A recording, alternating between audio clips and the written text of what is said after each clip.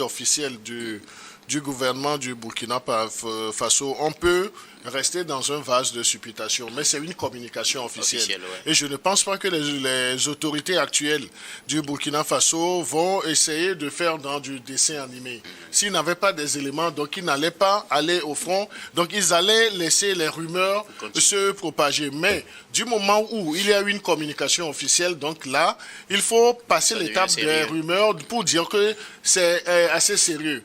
Assez sérieux parce que si, disons, le plan même de cette tentative de coup d'État qui a échoué a été dévoilé. Donc c'est parce que les autorités du Burkina Faso ont assez d'indices pour conclure à une tentative qu'ils auraient déjouée. Et vous savez, lorsque nous avons suivi les informations, avant même la communication officielle du gouvernement burkinabé, il y a même des audios qui ont fuité.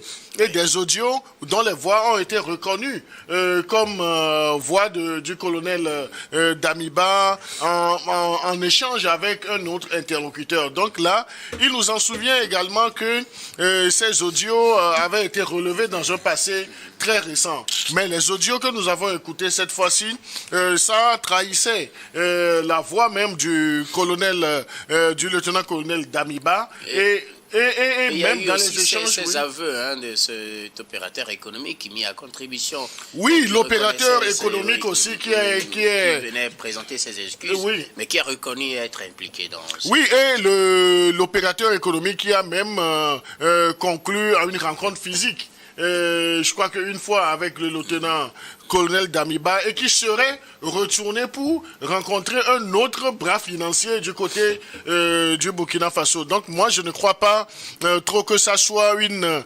œuvre d'esprit des gouvernants actuels du Burkina Faso. Il y aurait eu, bien évidemment, cette tentative. Heureusement que ça a été